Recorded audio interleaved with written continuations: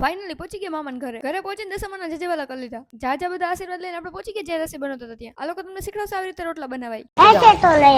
માસી મમ્મીએ બનાવી લીધા જાજા બધા રોટલા અને ચૂલાના રોટલા કહેવાય. તમે લોકો જોયા નતા એટલે તમને દેખાડી દીધા. બધાય બનાવે રોટલા તો આપણી મમ્મી કેમ બાકી રહી જાય? મમ્મીએ બનાવેલા રોટલામાં મામીએ લગાવી દીધું 4-5 કિલો ઘી. ફાઇનલી મહા મહેનતે બની ગયા રોટલા. ખીચડીના ખુશીના આંસુ આવ્યા હતા. ખીચડી આવી ગઈ બહાર. શીતલે બનાવ્યું 4-5 કિલો શાક. ऐसे कुछ ज्यादा नहीं हो गया? જમવાનું બનાવતા 4-5 કિલો વિડીયો લઈને આપણે જતા ગામ જોવા. બોર્ડ આપણને ડેસ્ટિનેશન નહોતું બતાવતું એટલે રાઈટ રસ્તો ચૂઝ કરીને આપણે પહોંચી ગયા મેઇન ગેટે. Welcome to Aliyawada. દેખાઈ ગયું આપણને બળદગાડું. હાંધા થોડી પાંજરા વાળા હાંકળેથી બાગ છૂટ. મૂન ચેસ્ટ વાળો ફોટો લઈને આપણે જતા આગળ. 4-5 ડગલા એલા ત્યાં આપણને દેખાઈ ગયો બ્રિજ. ત્યાંથી આગળ જતા દેખાઈ ગયું હનુમાનજીનું મંદિર. જય શ્રી રામ જય શ્રી રામ. હે ભગવાન ઇસ બાર તો મેરી સુન લેના. અરે ભેગું થાને ભાઈ. દૂરથી જજેવાલા કરીને આપણે પહોંચી ગયા પાણીપુરી ખાવા. ક્યારે નો ખાધી એવી પાણીપુરી ખાઈ લીધી.